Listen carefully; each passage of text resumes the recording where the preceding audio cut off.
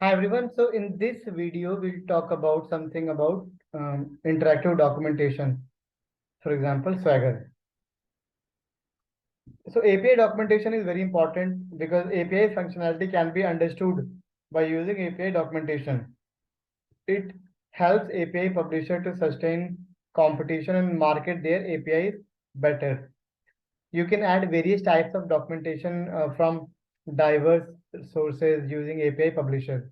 Unique URLs are given to documents created in the API publisher. The API publisher supports the following files. Inline. Inline file hosts documentation in the API publisher that can be edited directly from the UI. You have URLs link to reference file. Then you have the whole file.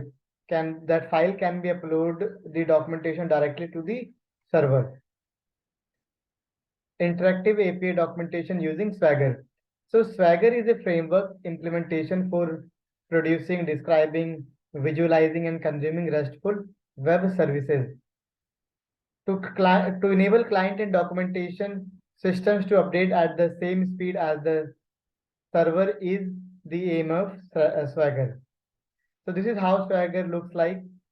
So one of the modules of Swagger is Swagger UI, and this is how Swagger UI looks like.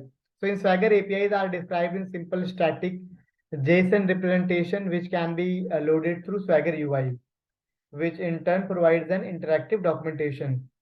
API Manager loads Swagger UI for every API with Swagger integration, and it helps in producing auto-generated documentation.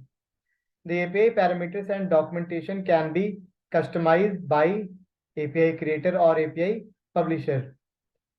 So this is all about Swagger, and in the next video we'll talk about access control and security.